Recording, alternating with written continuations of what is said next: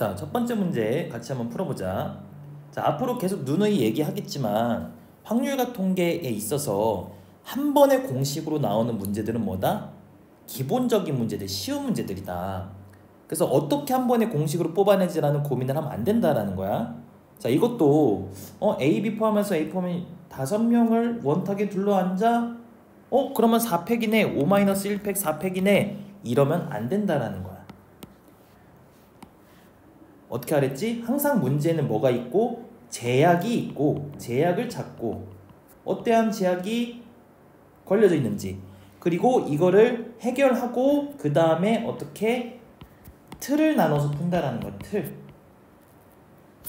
틀을 잡고 푼다 이런 얘기를 앞으로 항상 할 텐데 자 얘도 전체적인 맥락을 고려하면서 제약이 뭔지 같이 한번 이해를 해봅시다. 자, 두 학생 A, B를 포함한 8명이 있대.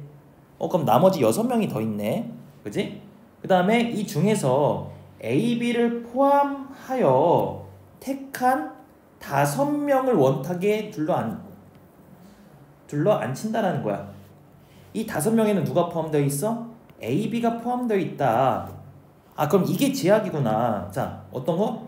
A, B를 포함해서 5명이 돼야 하니 일단 이 5명이 될 사람을 먼저 생각을 해주는 게 뭐다? 여기서 걸린 제약이다라는 거야.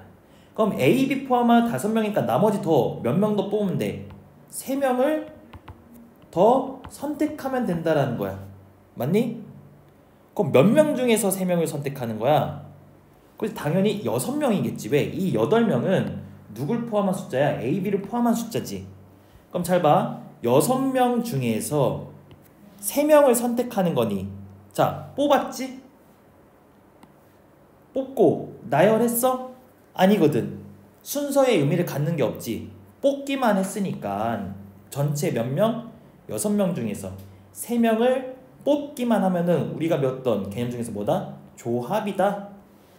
뽑고 나열 즉 순서의 의미를 갖게 되면은 순열이라 그랬어. 맞니? 그래서 6시 3이 먼저 만들어지고 그 다음에 이제 뭘 진행한다라는 거야. 원탁에 둘러앉은다라는 거야. 맞니? 그럼 그 다음 진행은 이제 이틀이 한 가지밖에 안 나올 때 그냥 아무런 또 조건 없이 원탁에 둘러앉는데 원탁에 둘러앉는다. 몇 명이 총? 그렇지. 6명의 학생이 둘러앉는다 라는 거지. 맞니? 위에다 쓸게. 그럼 6명이 둘러앉으니까 어떻게 해야 된다? 우리는 항상 그렇지. 원순열인 거지. 뭐 아무런 조건 없이 얘는 바로 공식으로 쓰일 수 있지. n명을 원순열하면 어떻게 한다고? n분의 n팩이랬어.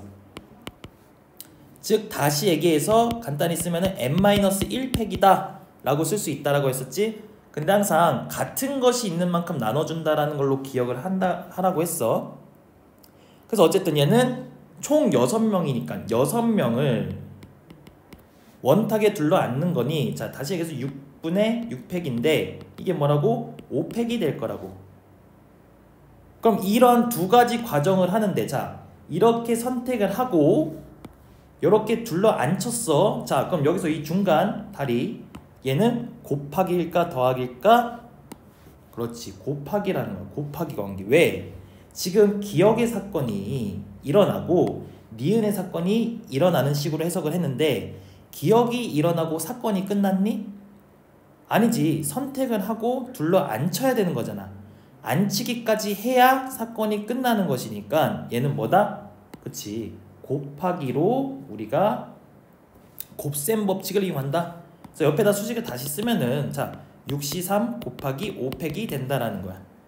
그럼 마무리 계산 한번 해보자. 자 6C3 이런 거 계산할 때 어떻게 하라고? 그렇지. 6부터 시작해서 3개를 써. 6, 5, 4. 그 다음에 뒤에 있는 거 3 팩토리얼로 나눠준다 했지. 3 팩토리얼이니까 3, 2, 1 이렇게 된다는 거야. 다 곱하기 관계지. 그 다음에 곱하기 5 팩이니까 5부터 4, 3, 2, 1을 해주면 된다라는 거야. 그치? 그래서 약분시키면은 얘랑 얘 2, 2, 2 한번 날라가고 나머지 곱한 결과가 답이 되는데 이 나머지 곱한 결과는 실제로 계산을 해보면은 자 200이래 480이 나올 거다. 자, 두 번째 문제도 같이 한번 전체적인 맥락을 보면서 이해를 해봅시다. 자, 얘도 마찬가지로 나중에 보면은 그냥 문맥을 읽어보면 원탁에 둘러앉는다? 뭔가 원순열이겠네? 라는 생각이 든다 이거야. 그럼 네 쌍의 커플이니까 총 8명? 7팩이구나. 이러면 안 된다라는 거. 자, 또 얘기하지만 항상 제약이 뭘까? 그리고 그 제약을 이제 해결해 줄 수 있는 해결하고 틀을 어떻게 나눌까? 이러한 큰 맥락으로 이루어진다 했지. 그럼 얘도 같이 한번. 자, 일단 아까 얘기했던 것은 네 쌍의 커플이니까 총 8명이 있다 이거. 8명. 그치? 8명이 있는데 이걸 둘러 앉힌대. 근데 둘러 앉힌다라고 했으면 아까처럼 7팩인데 자, 제약이 걸리잖아. 어떻게? 커플끼리 이웃하게 앉는 경우를 구하래. 이게 지금 제약이라는 거야. 한번 잘 봐. 커플끼리 이웃한다라는 건 어떻게 생각할 수 있을까? 이웃하게. 자, 이웃하면 우리 뭐 하라 했지? 묶는다라고 했었지? 같이 묶어서 한 덩어리로 보라는 거야. 자, 예를 들어서 커플들을 한번 이렇게 표시할 거예요. 첫 번째 커플은 1, 2야. 두 번째 커플은 A, B야. 세 번째 커플은 X, Y야. 그래서 총 네 쌍의 커플이니까 자, 마지막은 대문자 A, B야. 그럼 하나, 둘, 셋, 네 쌍 맞고 총 8명 맞지? 얘네들을 둘러앉히는데 이웃해야 되는데 그러니까 이웃한다라는 거는 쌤이 어떻게 해결하라 그랬지? 묶어서 봐라. 그럼 묶으면은 얘네들이 묶고 얘네들이 묶고 얘네들이 묶고 얘네들이 묶어서 지금 동그라미 1, 2, 3, 4가 만들어진다라는 거야. 그러면은 자, 이 큰 덩어리, 큰 동그라미 덩어리 4덩어리를 뭐 하는 거야? 원탁에 둘러 앉히면 된다라는 거야. 한 묶음으로 봐서. 그럼 이웃할 거 아니야. 그지? 그럼 동그라미 덩어리가 하나, 둘, 셋, 4덩어리가 위에 있던 4덩어리가 이제 원탁에 둘러 앉도록 되는 거겠지. 그럼 여기까지 이제 수식을 만들어 보면은 어떻게 된다? 얘는 4덩어리를 원순열이니까 4분의 4팩이 되는 거지. 그지? 어떻게 된다고? 4분의 4팩, 즉 3팩이 된다고. 3팩. 덩어리로 봤으니까. 그 다음에 이제 근데 여기서 끝나면 되는 게 아니고 자, 이렇게 둘러 앉혔는데 사실 사건은 상황적인 거는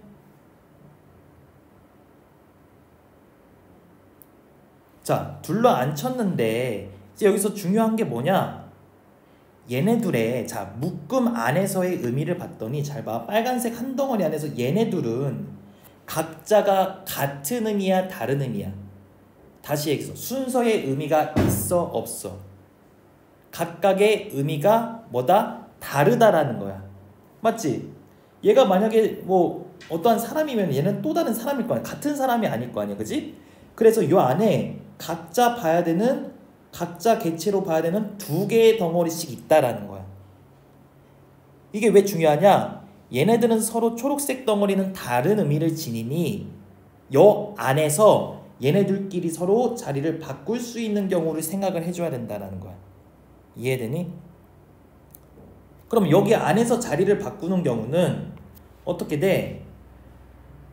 그치? 서로 자리를 바꾸는 자, 뭐 2명을 나열하는 거잖아. 2명을 어떻게? 나열하는 거잖아. 뭐지? 2명 중에서 2명을 나열한다. 뭐 굳이 순열로 쓰자면은 이렇게 되는 거겠지만 2명을 나열한다. 이거 우리 곱의 법칙으로 어떻게? 2팩이다. 바로 볼 수 있는 거지. 이 두 가지가 결국 똑같은 식이야. 근데 2명을 나열한다. 3명을 나열한다. n명을 나열한다. n명을 나열했을 때는 n팩 이렇게 간다고 했었잖아. 그치? 그래서 이런 식으로 나머지도 다 뭐씩? 각자가 다 2팩씩 있겠구나. 4덩어리니까. 그럼 지금 숫자 관계가 총 나온 거를 한번 표시를 해보자면은 얘랑 노란색 5덩어리가 나왔지. 이 숫자들을 어떻게 해야 될까? 곱해야 될까? 더해야 될까? 라는 걸 생각해 봤을 때 항상 판단의 기준은 사건이 끝났냐 안 끝났냐? 다시 야 3팩하고 둘러앉히고 끝나? 아니거든. 그 안에서 바뀌고 모두 다 생각을 해줘야 끝나거든. 그러니 이 숫자들의 관계는 뭐다? 고배 관계가 만들어질 거다. 그래서 3팩 곱하기 2팩 곱하기 2팩 곱하기 2팩 곱하기 2팩이 된 것이 정답이 될 것이다. 그래서 실제로 계산을 해보면은 이 결과는 96이 나올 겁니다. 자, 세 번째 유형은 이제 색칠하기 문제인데, 자, 색칠하기 문제의 포인트들을 얘기를 해주자면은, 문제가 색칠하기로 엄청나게 난이도가 높여서 문제를 내진 않아. 근데 어느 정도 난이도가 높인 문제들은 나오기 때문에 이런 문제들을 풀 때 좀 포인트들을 짚어줄 건데, 자, 결론적으로 먼저 얘기해줄게. 이런 문제들은 첫 번째, 색칠을 하는 순서의 과정을 따르는 것인데, 여기서 기준의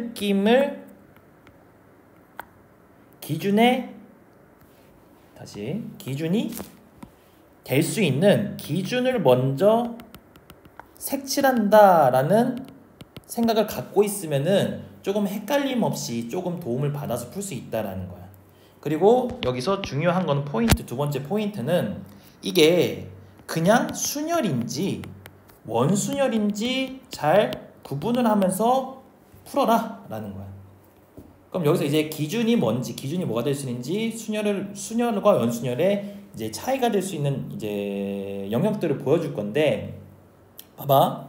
얘도 일단은 전체적인 맥락을 한번 같이 얘기해 볼게. 자, 이 그림은 6등분 했대. 두 원 사이를 6등분하여 만들어진 거래. 근데 자, 여기에 가운데 영역이 있고 이렇게 6등분이 됐다라는 거야. 다 똑같은 간격, 같은 모양이라는 거야, 겉에가. 왜냐면 이래야지 원순열의 의미가 만들어지기 때문에. 어쨌든 자, 그 7개의 총 영역이 생겼는데 그것을 7가지 색으로 어떻게 칠할 수 있을까? 라는 거야. 그럼 여기서도 항상 얘기는 제약과 틀을 나눈다 라는 걸로 바라본다라면은, 여기서 우리가 그냥 원순열의 문제들로 생각을 하면 가운데 영역이 없었을 때 이 문제는 바로 원순열로 생각할 수 있다라는 건데, 저렇게 가운데 영역 뭔가 특별할 것 같은 구역이 항상 추가된단 말이야.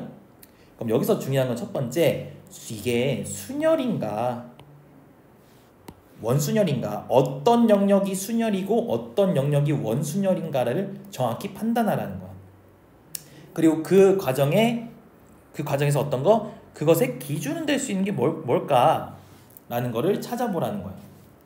그럼 봐봐, 얘는 이제 자 7가지로 색칠을 할 건데, 자 자세히 보면은 아까 얘기했던 바깥에 요만큼의 영역은 뭐가 돼? 원순열이 된다라는 걸 알 수 있어. 하지만 요 가운데 이 영역은 뭐야? 원순열과 대립되는 원순열의 공간이 아니라는 거야. 그래서 이 원순열이 아닌 공간을 먼저 색칠하는 느낌으로 항상 가는 거야. 그것이 뭐야? 기준이 되는 거야. 그래서 이 도형 문제다 보니까 기준이라는 말이 어떤 식으로 항상 느낌이 오냐면은 그 도형의 중심, 그 도형의 기준축 같은 느낌이 되거든. 그래서 얘도 가운데가 뭔가 기준축이 될 것 같은 느낌이 오잖아. 그래서 얘를 먼저 색칠하는 경우부터 생각을 해주라는 거야, 항상. 그래서 어떻게 가운데 이제 영역을 색칠하는 경우를 먼저 따져보겠다는 거야. 이렇게 됐었지. 그래서 막 7개의 색 중에서 가운데를 색칠할 수 있는 경우는 총 몇 가지일까 생각을 하면은 그냥 이거야. 우리가 어떤 그냥 도화지에 이 도화지를 가득 색칠하는데 7가지 색이 있대. 그럼 총 몇 가지로 색칠을 할 수 있어? 그렇지, 7가지의 경우로 색칠할 수 있겠지. 즉 여기 안에 색칠할 수 있는 총 경우의 수는 몇 거다? 7가지의 경우의 수가 나온다라는 거야. 그 다음에 이제 나머지들을 색칠하는데, 나머지들을 봤더니 자 이것이 가운데가 색칠되고 남았을 때 얘네들이 어떤 의미를 갖는다? 원순열의 의미를 갖는다라는. 왜? 지금 1, 2, 3, 4, 5, 6번의 공간을 봤을 때 돌렸을 때에 뭐야? 같은 모양이 나오는 같은 것이 있는 순열이 생기잖아. 그지? 돌렸을 때에 중복되는 경우가 생기잖아.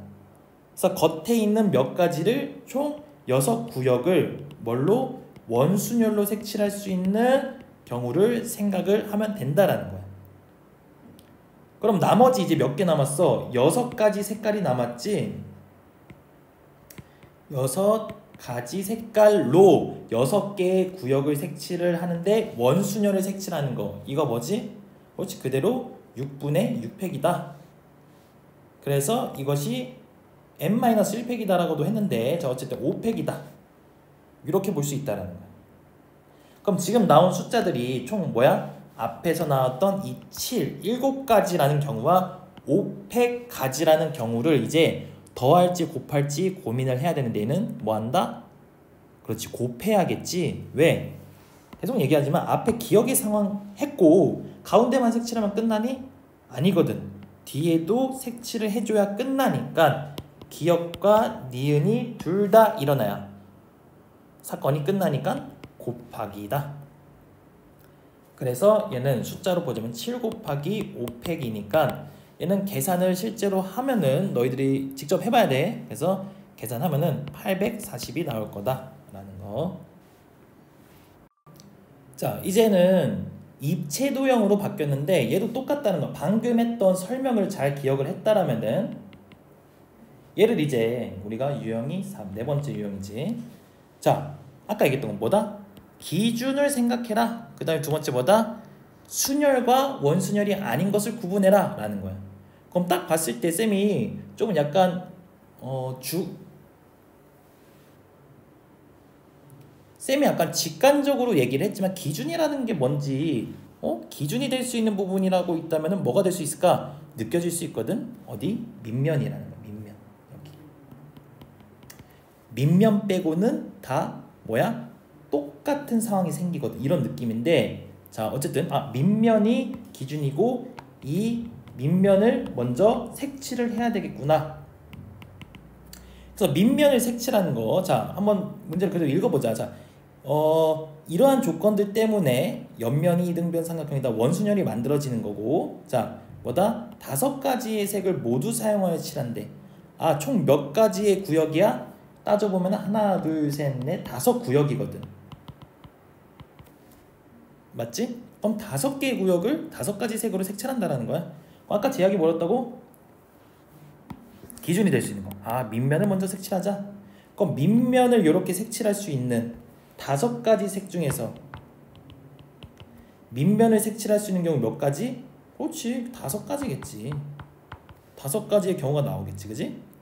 그 다음에 밑면이 색칠되었을 때 나머지 구역이 여기 옆면, 여기 옆면, 뒤에 옆면, 아까 옆에 옆면, 요것들이 다 똑같은 모양이기 때문에 돌렸을 때에 뭐야? 중복되는 경우가 생기거든. 돌렸을 때 같은 모양이 생기거든. 그지? 그것이 우리가 배웠던 원순열과 똑같다는 거야. 이렇게 원이 있었을 때 얘네들을 1, 2, 3, 4 구역으로 나눴을 때 돌렸을 때 뭐라고?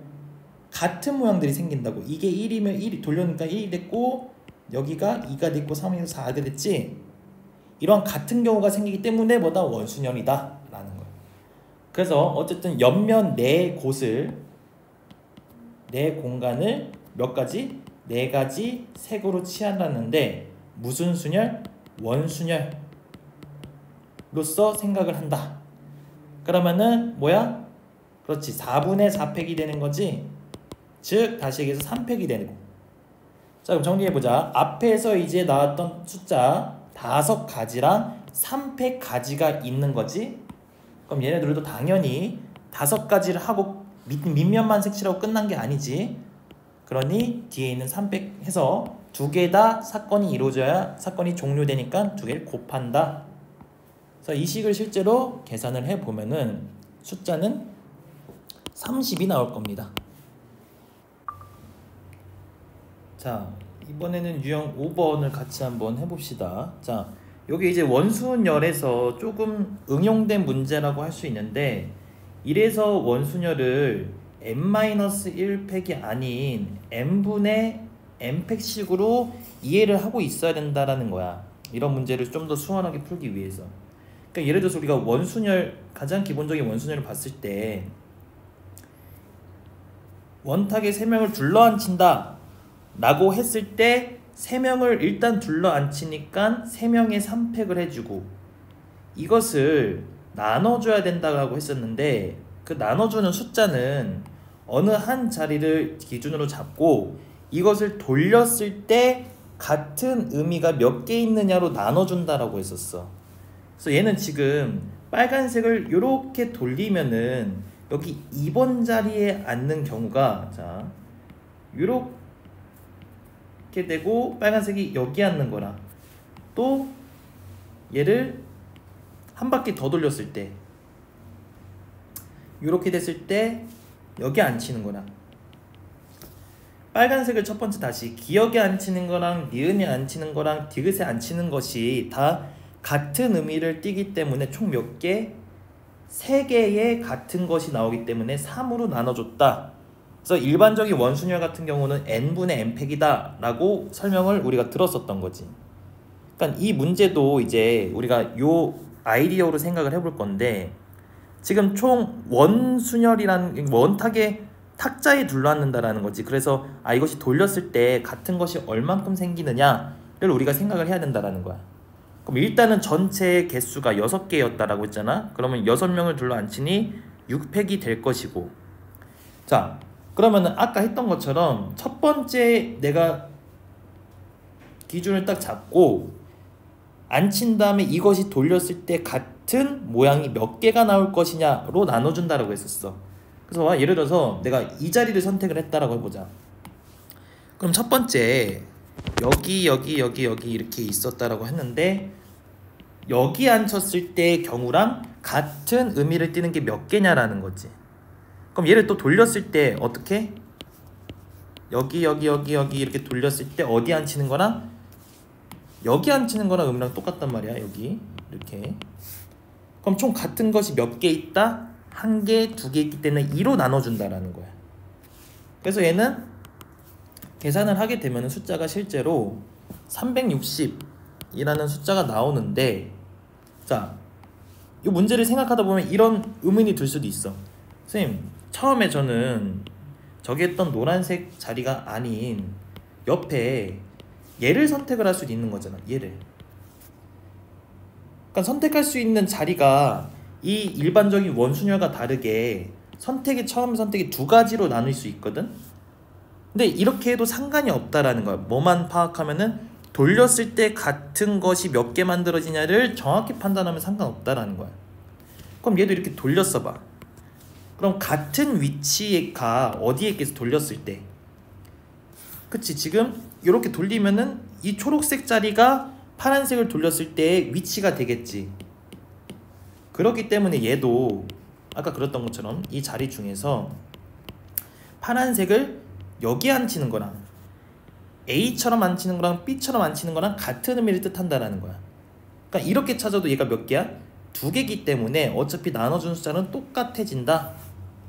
그래서 원순열은 항상 n-1팩이 아닌 n분의 n팩으로 이해를 하자. 자, 다음은 6번 문제인데, 자, 6번 문제 전체적인 거 같이 살펴보면서 어떻게 해석이 되는지 봅시다. 자, 배낭여행을 하는 친구 A, B, C, D가 있는데 숙소 3개의 방에 나눠서 배정을 받는데, 근데 중요한 것이 이제 단 빈방이 있을 수도 있다. 그래서 경우의 수 문제는 항상 틀을 잘 잡아야 된다라고 했었는데, 이런 식으로 실제로 문제 풀 때도 이렇게 깔끔하게 그려내면서 풀어야 된다는. 그래서 지금 301호지만 1호, 2호, 3호 이렇게 한번 써볼게. 그래서 자연스럽게 이제 생각이 흘러가면은 이 사람들이 배정을 받는 거니까 얘가 어느 방에 들어갈 수 있을까? 먼저 첫 번째 A라는 사람이 어느 방에 들어갈 수 있을까? 총 선택할 수 있는 게 몇 가지? 하나, 둘, 3가지다. 그래서 여기 갈 수 있고 여기 갈 수도 있고 여기 갈 수도 있다. A가 선택할 수 있는 경우 3가지. 이런 식으로 출발을 하게 된단 말이야.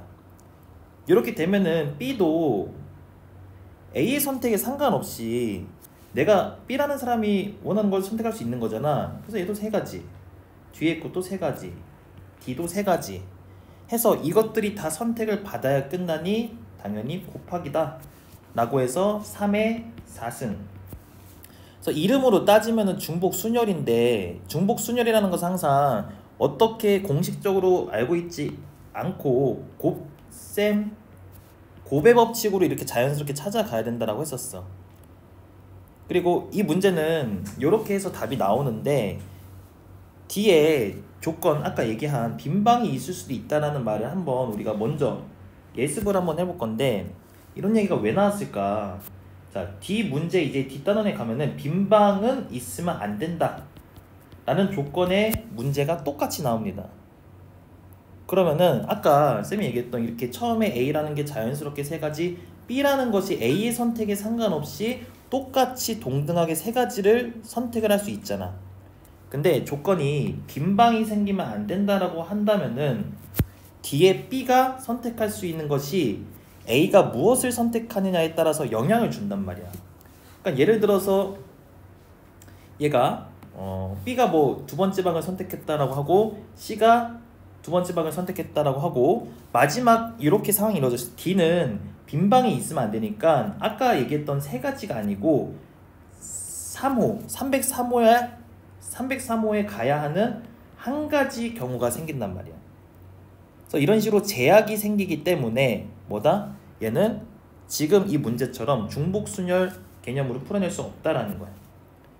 그래서 여기서 일단 우리가 정리를 해야 될 거는 문제 푸는 것에 따라서 관점이 어떻게 이루어지냐라는 거를 한번 먼저 확인을 하고, 얘는 사람이 방을 선택했구나.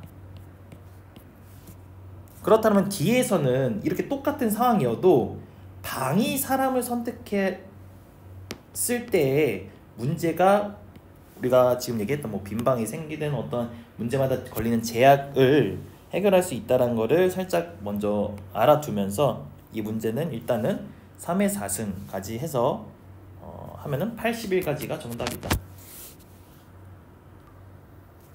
자, 7번 문제, 7번 유형. 자, 얘도 위에 6번 풀어봤던 것처럼 결론적으로는 중복순열인데 중복순열의 개념으로 생각하지 않고 자연스럽게 해석하면서 곱의 법칙으로 생각을 해야 된다는 거야. 어떻게 흘러가는지 같이 한번 보자. 자, 일렬로 나열된 전구 4개를 각각 켜거나 꺼서 만들 수 있는 서로 다른 신호의 개수를 구해보래. 이런 식으로 일렬로 나열된 전구가 4개가 있는데 이것이 키거나 끄거나 해서 어떠한 모양이 만들어진다라는 거야. 예를 들어서 하나 써보면은 첫 번째 전구만 이렇게 켜진 경우, 나머지는 뭐 꺼졌다 이거야. 그럼 이러한 것이 멀리서 이렇게 보일 거 아니야. 그래서 아, 저게 뭐 무슨 신호구나 약속을 할 수 있다라는 거야. 혹은 뭐 세 번째 전구가 켜졌다. 이렇게 됐을 때 아, 1번 모양과는 다르니 저게 어떠한 신호가 될 수 있구나, 이런 식으로 신호를 만들어 보겠다라는 거야. 그래서 생각을 해보니 각각 상황은 이 위치에 따라서 각자 다른 의미를 가지고 그것들이 켜거나 꺼질 수 있는 두 가지 상황이 만들어질 수 있는 거잖아. 첫 번째 전구도 두 가지, 두 번째 전구도 켜거나 끌 수 있는 두 가지, 세 번째도 두 가지, 네 번째도 두 가지 하고, 이것들이 하나만 켜지고 꺼지고 상황이 종료되는 것이 아니고 모두 다 상황이 이루어져야 사건이 종료가 되니까 이것도 역시 마찬가지로 2 곱하기 2 곱하기 2 곱하기 2를 한다. 그래서 총 2의 4승까지 경우가 있다라고 생각을 할 수 있는데, 자, 계속 조심해야 될 게 확률 경우의 수 문제에서는 항상 문제마다 제약이 있다 그랬지. 그래서 이렇게 뒤에 가로쳐진 경우 같은 경우는 좀 더 유심히 보면 좋다 이거야. 자, 뒤에 나오는 말을 봤더니 모든 전구는 동시에 작동되고 전구가 모두 꺼진 경우는 신호에서 제외한다라는 거야. 그러니까 아까 봤던 것처럼 이런 식으로 하나씩 켜서 신호를 만들 수 있지만 이것들이 만약에 다 꺼진다라고 한다면은, 그지? 그러니까 상황에 따라서 다 꺼지면 어떤 의미가 된다라고 의미를 심어줄 수는 있지만 여기서는 이것은 신호로 보지 않겠다라고 설정을 해뒀으니 잘 생각해보니 우리가 여기서 생각한 기억에서 생각한 두 가지 중에서 얘는 모든 전구가 켜지고 꺼짐의 경우의 수가 다 포함이 된 건데 여기 안에는 모두 다 꺼지는 한 가지 경우가 포함되어 있다 라는 거를 조심하면서 아까 구했던 전체의 2의 4승 가지 경우에서 모두 다 꺼지는 한 가지를 빼줘야 문제에서 원하는 신호들을 전부 구할 수 있다라는 거. 그래서 이 문제처럼 마지막에 이렇게 조건, 제약이 있는지 없는지를 항상 경우의 수에서는 생각을 잘 해줘야 된다. 자, 유형 8번 같이 한번 사항을 보면서 어떻게 해결해야 되는지 같이 한번 봅시다. 5개의 숫자 5, 6, 7, 8, 9에서 여기서 중요한 말 중복을 허용하여 썼던 숫자를 다시 써도 된다라는 말이지. 그래서 허용하여 4자리 비밀번호를 만든대. 그때에 조건이 걸렸어. 그치? 제약이 걸렸어. 마지막 자리의 숫자가 뭐여야 된대? 짝수여야 된대. 이런 말과 비슷하게 또 똑같은 식으로 해석될 수 있는 상황이 이 4자리 수가 짝수여야 된다 라고 해도 마지막 숫자만 짝수면은 그 전체의 숫자를 의미하는 것이 짝수기 때문에 만약에 4자리 숫자가 짝수여야 된다라는 말이 나와도 똑같이 우리는 해석을 할 수 있다라는 말. 그래서 일단 상황이 4자리 비밀번호로 만든다고 했으니 일단 4자리의 틀을 마련해 놓고, 그지? 그리고 마지막 자리에 제약이 있었단 말이야. 여기는 구체적으로 언급을 했지만 마지막 자리가 짝수여야 한다. 그럼 여기서 짝수가 누구야? 6, 8 두 가지가 있네? 그럼 마지막에 들어갈 수 있는 경우의 수는 몇 가지? 2가지가 있다. 2가 들어간다는 게 아니지. 2가지 경우의 수가 있고 그 다음에 나머지 자리, 여기 자리는 아무런 제약이 없잖아. 그리고 썼던 숫자를 다시 또 써도 되니까 하나하나 자리를 한번 생각해 보는 거야. 그럼 첫 번째 자리에 들어갈 수 있는 숫자는 몇 개다? 그렇지, 5가지가 있겠지. 왜? 선생님 여기서 숫자 한번 썼으니까 한번 빼야 되는 거 아닌가요? 자, 중복을 허용해도 된다라고 했으니까 여기서 마지막 자리에 쓴 숫자도 어떻게 해도 된다, 한 번 더 써도 된다라는 거야. 그래서 5가지. 그럼 이런 식으로 보면 나머지도 5가지, 얘도 5가지. 그래서 이 숫자들을 다 곱한다, 더한다.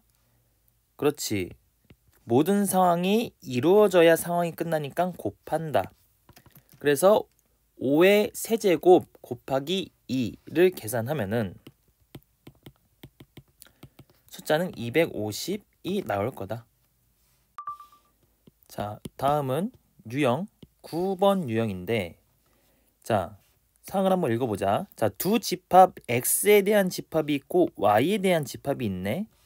근데 뭘 만든대? x에서 y로의 함수의 개수, 함수를 만드는데 함수가 만들어질 수 있는 경우의 수가 몇 가지냐 라고 묻는 거야. 이러한 질문이 하나 있는 거고 여기서 상황이 끝나고 그 다음에 뭐야? x에서 y로 가는 똑같은 함수이지만, 자, 뒤에 말에 읽어봤을 때 fl이 3인 함수의 개수를 b라고 한대. 자, 여기서 뒤에 나온 초록색에서 이게 뭐야? 이 상황에서의 제약이지.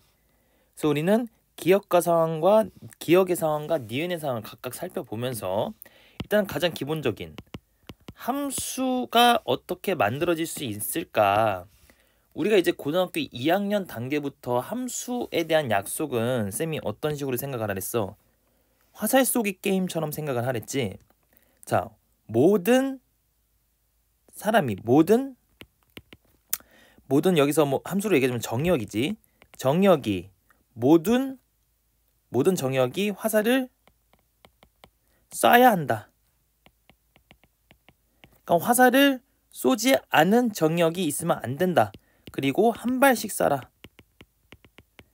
라는 함수의 약속을 지켜줘야 된다 했잖아. 그래서 방금 얘기한 정역이라고 여기 상황에서 제시한 거는 L과 M과 N이지. 요 화살 쏘기 선수들이 있다라는 거야. 그리고 그 화살을 맞을 1, 2, 3, 4, 5 관역 같은 거랬지. 그래서 모두 다 쏴야 되고 한 발씩 쏘는 경우의 수를 생각을 해볼 것인데, 자, 이러한 함수 문제는 뒤에 중복 조합에서도 또 함수 문제가 나온단 말이야. 근데 조건에 의해서 이게 뭐 중복 조합이 되느냐 중복 순열이 되느냐 이런 식으로 나눠지는데, 일단은 함수가 만들어지는 체계를 이해하고 이 상황을 지금 미리 우리가 중복 조합 가서 다시 한번 정리해 줄 테지만, 관점이 두 가지가 있다라고 일단 생각해 보자. x에 대한 관점으로 볼 수 있고 y에 대한 관점 두 가지로 볼 수 있는데, 지금 관점은 자연스럽게 x에 대한 관점으로 보는 것이다. 그래서 봐봐, L이라는 애가 화살을 쏠 건데 쏠 수 있는 경우의 수가 몇 가지니? 이렇게 쏠 수도 있고, 이렇게 쏠 수도 있고, 이렇게 쏠 수도 있고, 이렇게 쏠 수도 있고, 이렇게 쏠 수도 있고, 총 몇 가지? 그렇지, 5가지란 말이야. 그리고 그 다음에 또 M이라는 애가 화살을 쐈을 때 몇 가지? 똑같이 제약이 없단 말이야. 하나, 둘, 셋, 넷, 5가지. 그치? 그리고 N이라는 애도 뭐 여기로 쏘든 2로 쏘든 3으로 쏘든 4로 쏘든 5가지가 나올 수 있다라는 거야. 그러니까 이런 식으로 숫자를 세서 지금 화살표가 총 어떻게? 그 5가지 중에 하나가 예를 들어서 뭐 이렇게 갔다 이렇게 가고, 얘는 이렇게 가는, 한 발씩 쏘고 모두 다 쐈고 한 발씩 쏘는 약속을 지킨 경우의 수 중에 하나가 이런 것들이라는 거야. 그래서 다시 돌아와서 이 5가지를 다 어떻게 한다? 곱한다. 왜? 모두 다 화살을 쏴야 상황이 끝나니까. 그래서 화살을 쏴서 함수가 만들어지는 경우의 수는 총 5의 세제곱 개가 되는 거고, 자, 두 번째 상황 B를 구해야 되지. B도 상황은 X에서 Y로 가는 것은 똑같아. 맞지? L, M, N이고 또 관역은 똑같이 요거란 말이야. 근데 뭐가 있었다? 제약이 있었다라는 거야. 제약. 무슨 제약? 이게 F라는 함수인 거잖아. 이 F라는 함수에 L을 집어넣었을 때는 꼭 결과가 뭐가 나와야 된다? 3이 나와야 된다는 제약이 생긴 거야. 항상 제약부터 생각하고 나머지 경우를 틀을 잡고 생각을 하랬지. 그러니까 L을 넣었을 때 3이 나온다는 소리는 L이라는 화살이 어디로 갔다? 여기로 갔다라는 거야. 꼭 이렇게 가야 하는 거지. 그러니까 저렇게 꼭 가는 경우 몇 가지? 한 가지라는 거야. 한 가지. 아까 기억에서 셌을 때 L은 5가지였지만 제약이 없어서 지금은 3으로 가야 되기 때문에 한 가지가 된다. 그리고 나서 나머지들은 제약이 있어 없어? 없단 말이지. 그지?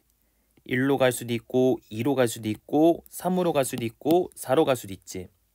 그래서 총 아까 같은 5가지가 만들어질 것이고, 또 N도 마찬가지로 5가지가 만들어지기 때문에 얘도 모든 상황이 다 끝나야 상황이 종료되기 때문에 얘는 5의 제곱까지가 된다.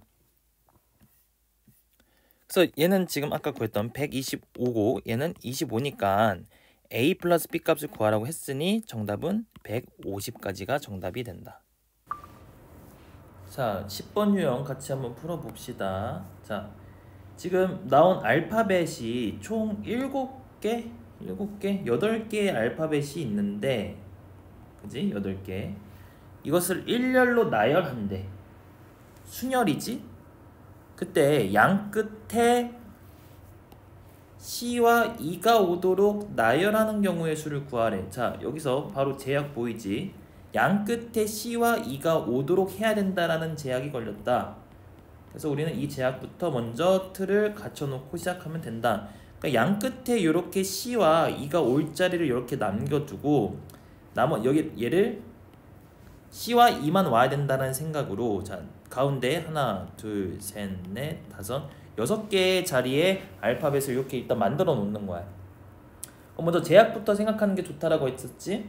그래서 양 끝에 C와 E가 와야 되니까 지금 이 자리는 이 두 자리에 C와 E밖에 못 오니까 C가 이렇게 올 수도 있고 C가 이렇게 올 수도 있고 이렇게 올 수도 있는 거지. 그지? 그것을 우리는 어떻게 생각한다? 두 자리에 두 개의 알파벳을 나열하는 몇 팩? 2팩이라고 생각하면 된다. 2팩. 다시 2팩. 양 끝에 C2를 나열하는 2팩. 그리고 이제 가운데 나열을 해야 되는데 여기서 조심해야 될 게 이렇게 알파벳을 나열하는 문제는 중복된 알파벳이 있는지 없는지 잘 봐야 됩니다. 여기서도 나머지 알파벳을 써보면은 O, N, T, I, N, U지? 근데 지금 중복된 게 두 개 있잖아. 두 개가 아니고 중복된 문자가 N이 두 개가 있잖아. 그지? 그래서 같은 것이 있다라는 거지 나열을 하는데 그래서 6개 6팩 하면 안 되고 6개 중에서 중복된 게 두 개가 있으니까 이럴 땐 어떻게 해야 된다 했었지? 전체 6팩에서 중복된 것만큼의 팩토리얼 몇 팩? 두 개가 중복됐으니 2팩으로 나눠주면 된다 라고 했었어. 만약에 여기 뭐 예를 들어서 n이 3개가 있다 하면 몇 팩? 3팩으로 나눠주면 되고 예를 들어서 여기가 5가 하나 더 있어. 그럼 5가 두 개가 겹치지? 그러니까 같은 것이 5가 두 개가 더 있으니까 분모가 3팩 곱하기 2팩 이런 식으로 된다라는 거야. 그지? 근데 지금은 다시 돌아와서 중복된 게 n이고 그게 두 개 있으니까 2팩으로 나눠주면 된다. 그럼 지금 이놈하고 이놈이 각각 둘 다 사건이 일어나야 끝나니까 자 결국 2팩 곱하기 2팩분의 6팩인데 그러면은 얘랑 얘랑 이렇게 약분이 되죠. 그래서 결과는 얘를 계산해 보면은 720이 될 거다. 자 유형 11번 같이 한번 봅시다. 6개의 숫자 0, 1, 2, 2, 3, 3을 모두 사용하여 만들 수 있는 6자리의 자연수 개수를 구하여라. 자, 뭘 구해보래? 자, 6자리의 자연수 개수가 몇 개 나오냐를 구해보라는 거야. 그러니까 위에 숫자 6개가 있는데 이거를 적절하게 나열을 해서 예를 들어서 1, 0, 2, 3, 2, 3 이렇게 나열했다 이거야.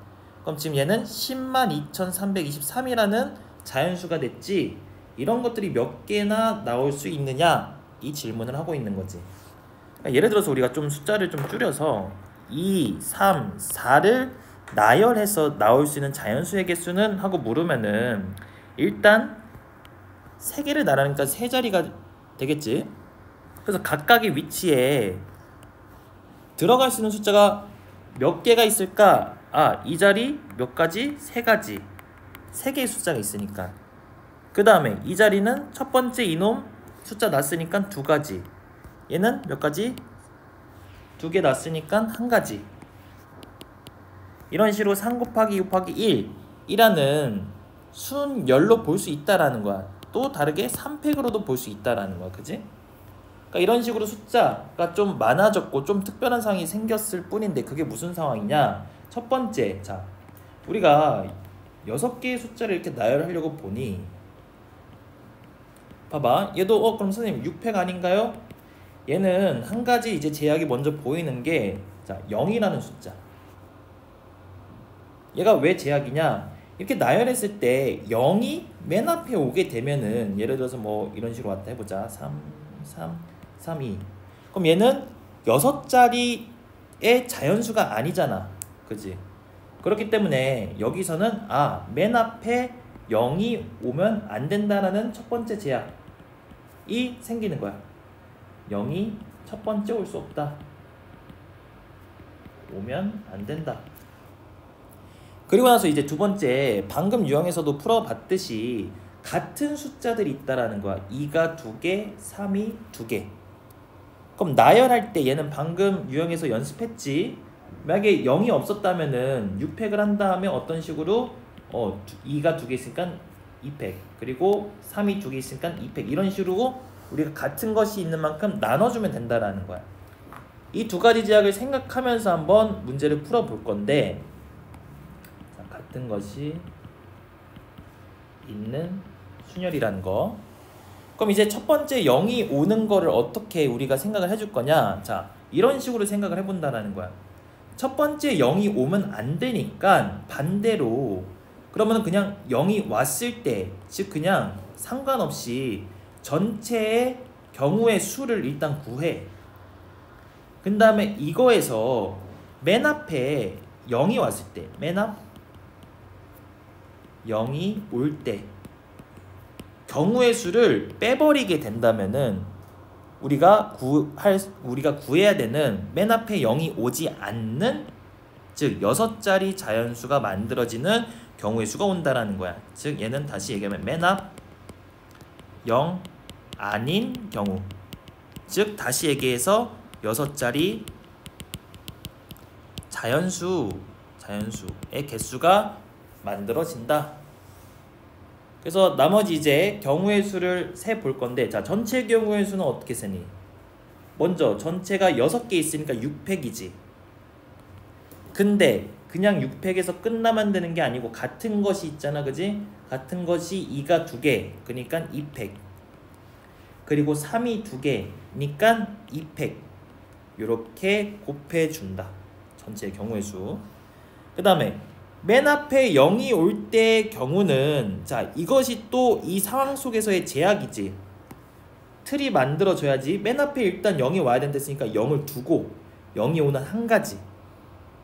그 다음에 나머지 위치에서 숫자가 올 수 있는 거, 그치? 나머지에서 배열하면 되는 거지, 나열하면 되는 거지. 그러니까 몇 팩? 나머지 숫자 5팩. 근데 5팩을 나열할 때도 똑같은 것이 아까 똑같이 2가 2개, 그러니까 2팩분의 1. 그 다음에 3이 2개, 2팩분의 1을 해줘야 된다라는 거. 그래서 이런 식으로 이제 계산을 하면은, 자 이렇게 해서 빼면은 실제로 숫자를 구해보면은 150이 나올 겁니다.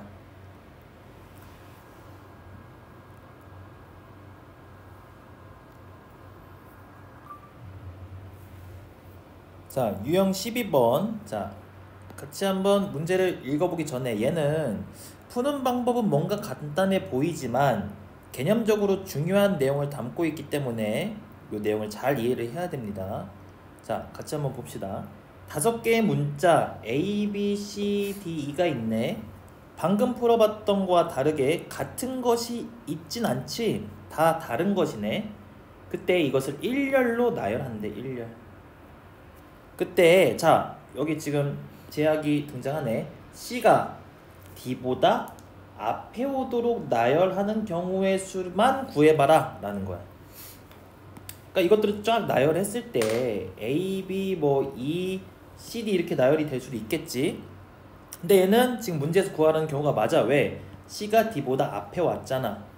근데 예를 들어서 이런 식으로 D, C 이런 것들은 세지 않겠다라는 거야. 뭔 말인지 알겠니? 그럼 봐봐. 여기서 바로 이해를 해볼 건데, 잘 봐봐. 결국에 우리가 이것들을 총 나열을 하면 그냥 6팩일 텐데, 5팩일 텐데, 이 얘네들 C와 D가 들어갈 자리는 이 5개의 위치 중에서 어딘지는 몰라. 뭐 여기와 여기 이렇게 들어갈 수 있겠지. 나머지 A, B, E가 나열될 것이고. 근데 이렇게 들어갈 위치 중에서 아까처럼 C, D가 꼭 순서가 C가 앞에 와야 하는 거잖아. 다시 생각해보면 봐봐. 언어를 천천히 바꿔줄게. C가 D보다 앞에 와야 된다. 이 말은 즉슨 요것들이 순서가 이미 C와 D가 순서가 정해져 있다라는 얘기야. 정해져 있다. 이해되니? 이 말은 즉슨 C와 D를 순서를 고려하지 않아도 된다 라는 말이고, 이것은 다시 C와 D가 각각의 얘네들은 순서의 의미가 없어진다라는 거야. 순서의 의미가 없어진다. 이것을 계속 친절하게 번역시켜주는 이유가 있습니다. 순서의 의미가 없다. 그럼 봐봐. 순서의 의미가 없다라는 것은 C와 D를 나열하지 않고 순서의 의미가 없다라는 것은 결국 얘네들은 그냥 각자의 의미가 존재하지 않는 그냥 무언가 두 개가 같은 것으로 볼 수 있다라는 거야. 그냥 같은 거. 맞지? 그래서 얘가 최종적으로 어떤 의미로 해석이 되냐? C와 D가 같은 것이다. 이해되니? C와 D가 같은 것이다. 요렇게 번역이 된다면은 방금 풀었던 얘는 C와 D를 같은 것으로 보면 되는 같은 것이 있는 순열 문제가 돼. 순열 문제. 그래서 봐봐. 우리가 처음에 이렇게 하자 했지. 5자리가 있고 이것이 나열이 될 거야. 그럼 몇 팩? 같은 것이 일단은 여기에서 일단은 표면적으로는 일단 없으니까 5팩인 거고. 그리고 이제 제약을 생각해 주는 거야. 제약이 어떤 거다? C와 D가 순서가 이미 정해져 있으니 얘네들이 들어갈 어딘가에서 얘네들은 그냥 같은 거의 역할을 하고 있다가 되는 거야. 같은 거. 그냥 뭐 주황색 뭐 어떠한 공이 같은 공이라고 생각을 해도 뭐 괜찮겠지? 그래서 주황색 같은 공이 2개 있으니까 몇 팩으로 나눠줘? 2팩으로 나눠주면 된다. 그래서 이렇게 경우의 수를 구할 수 있다는 거야. 그러니까 이게 좀 중요한 거라서 좀 예를 확장시켜 볼게. 봐봐. 예를 들어서 만약에 이 똑같은 문제인데 C와 D와 E가 C, D, E 순서로 와야 된다라고 조건을 이제 새로운 문제야. 만약에 이렇게 문제가 나왔다. if 자, 이렇게 나왔다. 그럼 어떻게 하면 돼? 똑같이 전체 나열하는 5팩 해주면 되고. 자, 이것들이 다 같은 것이 된다라는 거야. 같은 거. 이미 순서의 의미가 순서가 정해져 있고 순서를 고려하지 않아도 되고 순서의 의미가 없고 그럼 같은 거구나. 그래서 몇 팩으로? 3팩으로 나눠주면 된다라는 거야. 알겠니? 그러니까 이런 식으로 이렇게 순서가 이미 정해져 있다라는 의미가 이거 헷갈리지 말아야 돼. 순서가 정해져 있다라는 의미가 순서의 의미가 없다라는 의미가 되고 이것이 곧 같은 것으로 그냥 볼 수 있는 거구나. 우리가 배운 용어 같은 것으로 볼 수 있는 거구나. 이렇게 해석이 돼야 된다. 자, 13번 유형. 자, 최단거리 유형인데 이 유형은 한번 제대로 잡아 놓으면은 이 유형에서 난이도를 엄청 많이 높여서 내진 않기 때문에 처음 같이 풀 때 잘 이해를 해나 봅시다. 자, 문제를 같이 읽어보면은 오른쪽 그림과 같이 도로망이 있는데 A에서 P를 거쳐서 B까지 간대. 그지? A에서 B를 가는데 P를 거쳐서 간다네. 그때 최단거리로 가는 경우의 수를 구해라. 그러니까 이런 문제에서 최단거리라고 하는 이유는 일단 돌아가면 안 된다라는 거야. 그러니까 A에서 예를 들어서 일단 P까지 가는 걸 생각해 봤을 때 갈 수 있는 경우가 최단거리라는 개념을 잡아놓지 않으면 무한대가 되거든. 왜냐면 이렇게 갔다가 이렇게 다시 한번 2바퀴 돌았다가 다시 이런 식으로 갈 수 있잖아. 그치? 그래서 왔던 길을 다시 돌아가지 않는 그런 행위를 해야 된다라는 의미에서 최단거리라는 개념은 항상 문장이 있는 거고. 그래서 일단 최단거리. 자, 이 유형을 풀기 위해서 개념 하나를 잡아 볼 건데 좀 저거를 축소시켜서 자, 예를 하나 들어서 이해를 잘 해봅시다. 예를 들어서 좀 축소시켜 가지고 자, A부터 B까지 가는 최단거리를 우리가 구해야 된다라고 생각을 해보자. 최단거리의 경우의 수를. 그러면은 자, 하나 한번 해볼게. 자, A에서 출발해서 위로 오른쪽 위 5 이렇게 해서 기역의 경로가 있다라고 해보자. 그리고 또 두 번째는 또 아무렇게나 해볼게. 5 오른쪽 위라고 해보자. 그래서 이렇게 경로를 두 가지로 이렇게 나머지 더 많이 있겠지.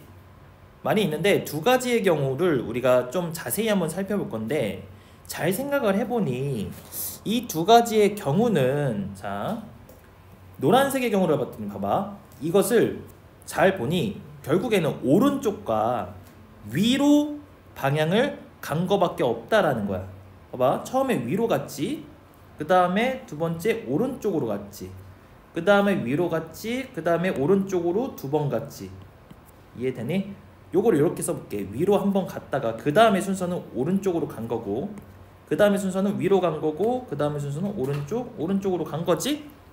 요렇게 순서가 위 오른쪽으로 이루어진 요런 순서를 갖는구나. 또 파란색도 한번 적어볼게. 파란색은 보니 자 처음에 오른쪽으로 한 번, 두 번, 세 번 갔단 말이야. 오른쪽으로 한 번, 두 번, 세 번 갔단 말이야. 그 다음에 위로 어때? 두 번 간 거야. 두 번. 자 그럼 기억과 니은을 비교를 해보니 뭔가 비슷한 점이 있지? 아 얘는 결국에는 총 5번 움직이고 맞지? 그리고 이것이 결국에는 경우를 생각을 해보니 결국에는 위로 두 번, 오른쪽으로 두 번을 움직여서 간 경로라는 거야. 자, 위 몇 번? 두 번. 자, 오른쪽 세 번. 오른쪽 세 번이지. 밑에 것도 위 두 번, 오른쪽 세 번이라는 거야. 그리고 나머지 경로들도 살펴보진 않을 거지만 다 보면은 이런 식으로 결국에는 오른쪽 위 두 번, 오른쪽 세 번의 경우들로 다 이루어져 있다더라 라는 거거든. 그럼 결국에는 우리가 나머지 경우를 다 세는 것은 잘 봐봐.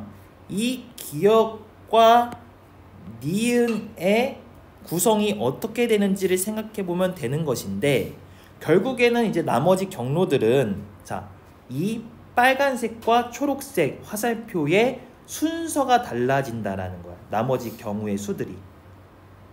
이해되니? 자, 뭐라고? 결론은 경로를 구하는 것이 경로는 어떠한 의미를 갖게 된다? 위로 두 번, 그리고 오른쪽으로 세 번을 나열하는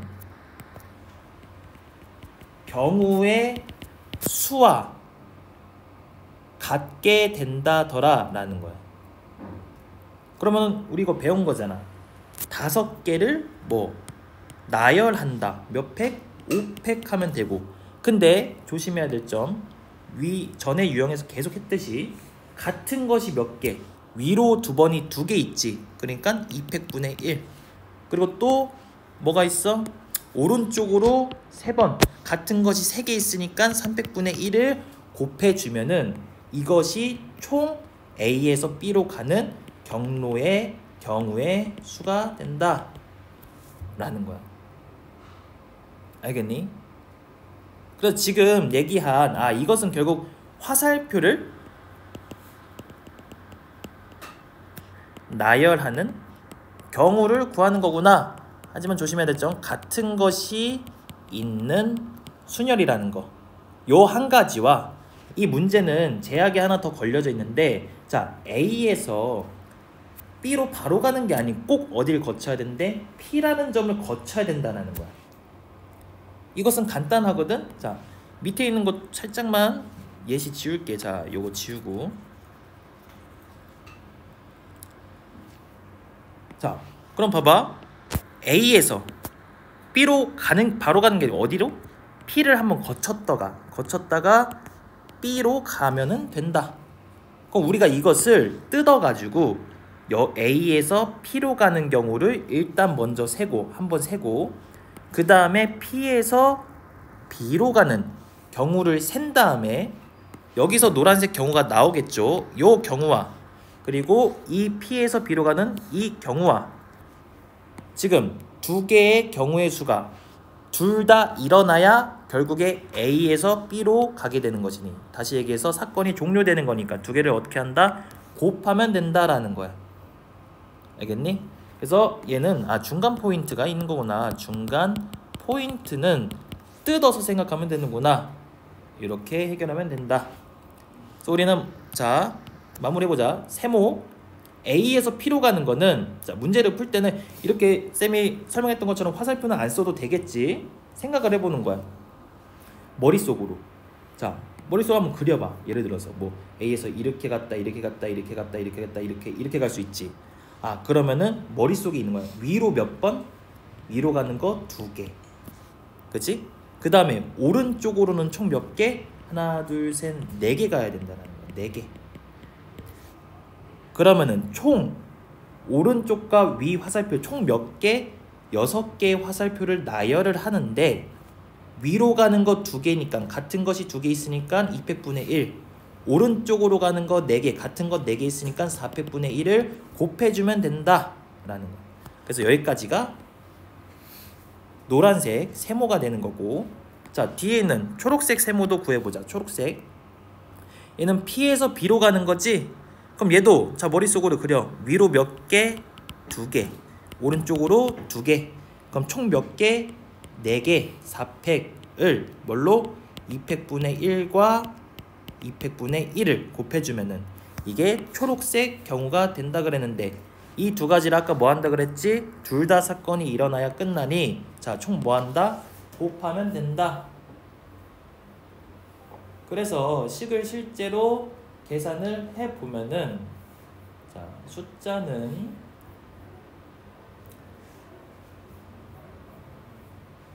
90이 나올 겁니다. 90.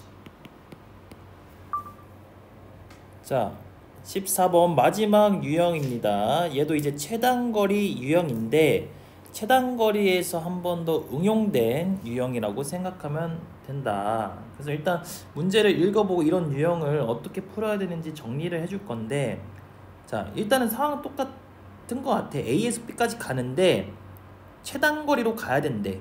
근데 전에 풀었던 유형과 다른 상황이 뭐냐면은 이렇게 뭔가 비어있죠. 그러니까 우리가 이전에 풀어봤던 유형을 다시 한번 잘 생각해보면은 쌤이 알려줬던 요 방법은 얘는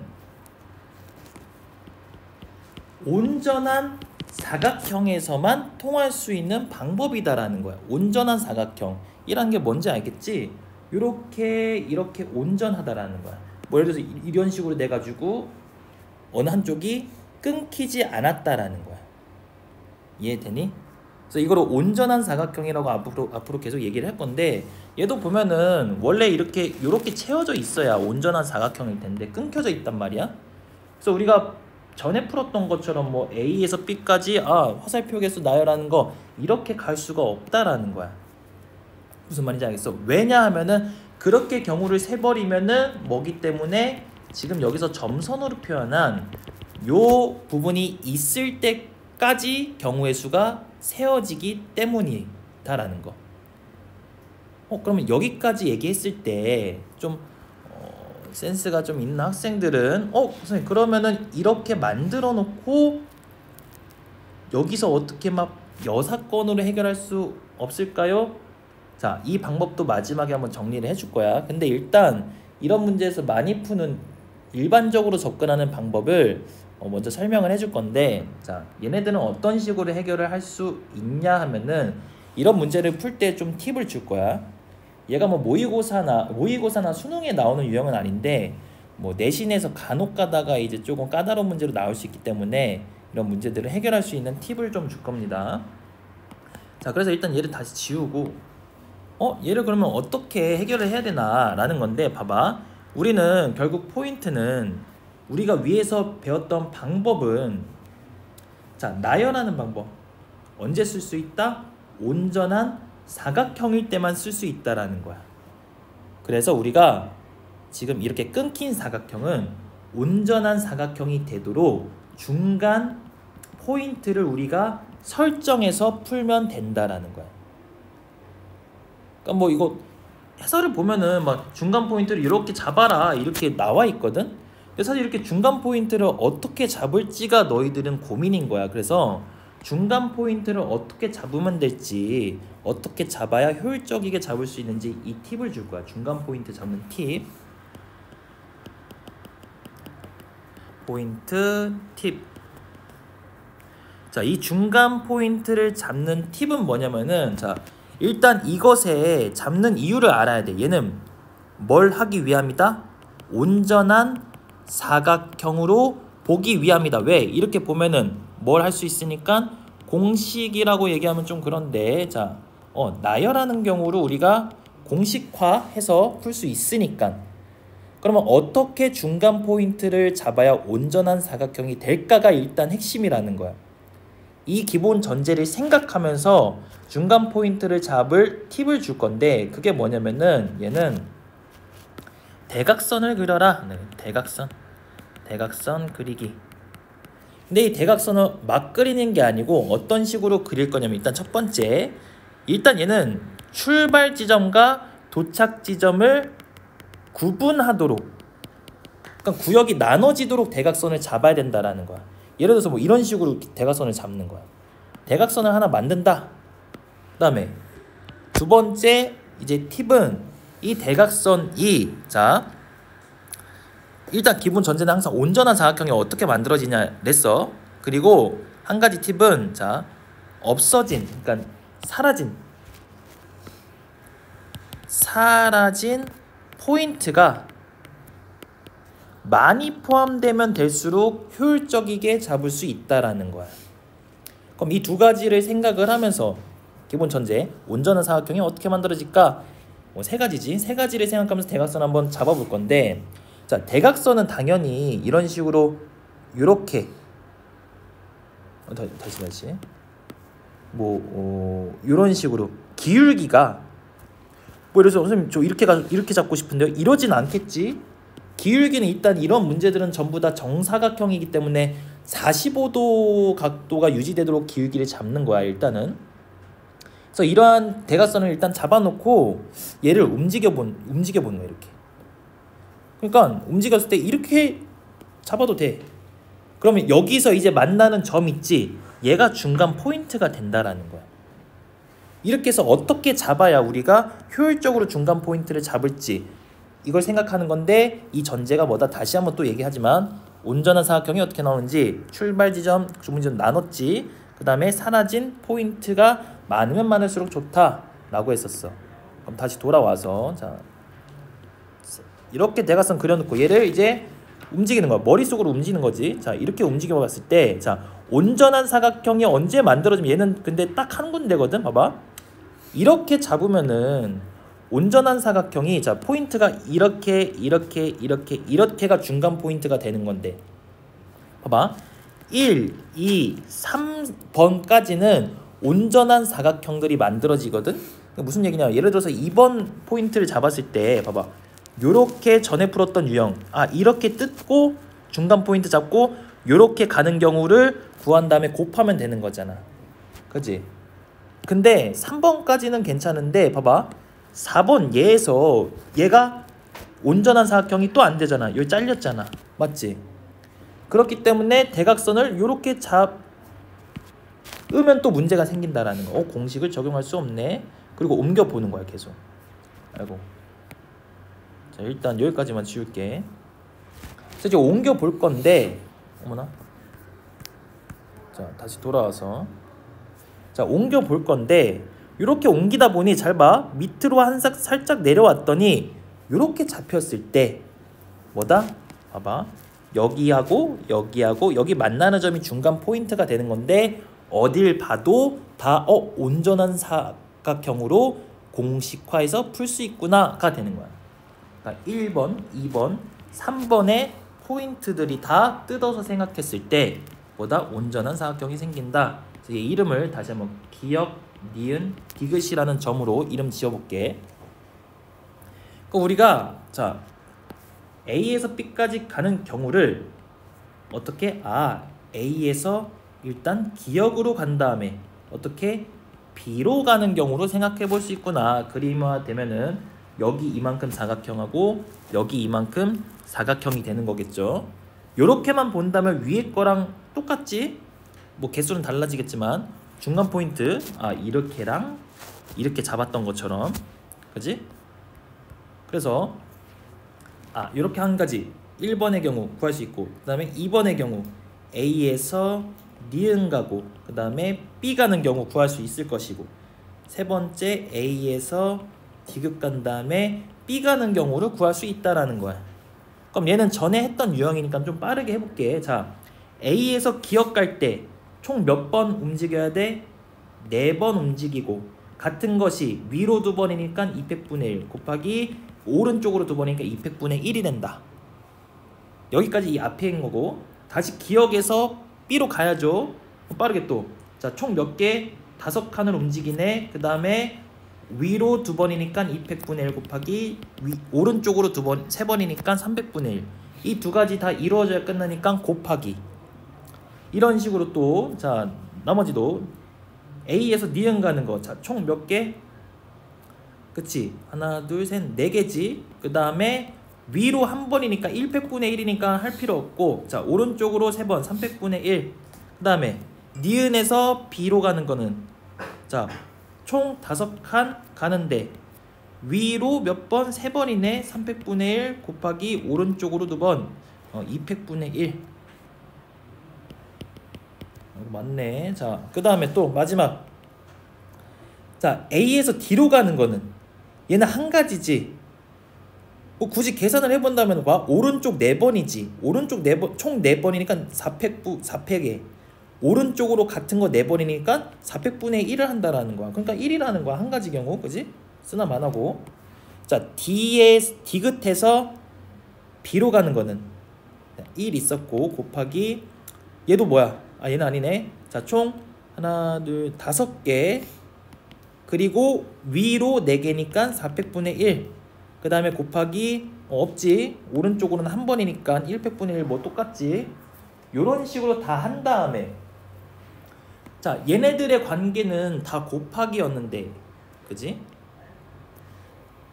근데 이 곱하기가 얘지. 이 곱이었는데 자 이 1번과 2번과 3번은 곱하기야 더하기야? 곱해야 돼? 아니면 더해야 돼? 당연히 더해야겠죠. 왜? 1번 사건이 있고 나서 끝났지. 사건이 A에서 B까지 다 갔잖아. 사건 끝났잖아. 그리고 다시 새로운 사건이잖아. A에서 B로 가는. 그러니까 당연히 경우를 더해야 된다라는 거야. 그래서 이런 식으로 실제로 계산을 다 해보면은 이 숫자가 실제로 몇이 나올 거냐면은 105가 나올 거거든. 그러니까 이런 식으로 문제를 해결할 수 있다라는 거야. 그럼 봐봐. 이렇게 잡았을 때 이거는 온전한 걸로만 대각선을 잡을 때 해결됐지만 선생님이 말한 사라진 포인트가 많다라는 얘기는 뭐냐면은 많이 잡히면 좋다라는 게 뭐냐면은 아까 사라진 부분이 요만큼 있었잖아. 그랬을 때 초록색 대각선을 잡았을 때 봐봐. 지금 사라진 포인트가 여기 초록색 하나 여기 초록색 하나 잡히겠지. 2개 잡힌단 말이야. 그래서 이런 식으로 많이 잡히면 잡힐수록 좋다라는 거야. 사라진 포인트가. 알겠니? 그리고 이런 식으로 이제 생각을 하면은 봐봐. 나머지 아까 처음에 얘기했던 반대로 가보자 라는 생각. 그러면 선생님 여기 이거 온전한 사각형 이렇게 그려놓고 전체 이제 어떻게 가는 거 구한 거에서 자 어디로 가는 경우를 빼면 되는 거야. 여기 사라진 경로로 가게 되는 경우를 빼면 되는 거거든. 근데 사라진 경로로 가게 된다라는 것은 여기서 올라가는 거와 여기서 올라가는 거 이거 둘 뿐이거든. 그러면 결국 이것도 중간 포인트를 잡으면 되는 건데 이때 중간 포인트도 이거의 연장선 자 여기와 여기를 잡고 전체에서 다시 여기 A라고 해보자. 여기 점은 B라고 해보자. 그럼 전체의 경우에서 A에서 소문자 A로 갔다 B로 가는 것과 A에서 소문자 B로 갔다가 B로 가는 경우를 빼주면 된다라는 거야. 그래서 이렇게 해서 여사건으로도 생각해 볼 수 있다는 점 알아두고 자 다시 한번 요 대각선 잡는 포인트 팁을 기억하면서 문제 마무리 해봅시다.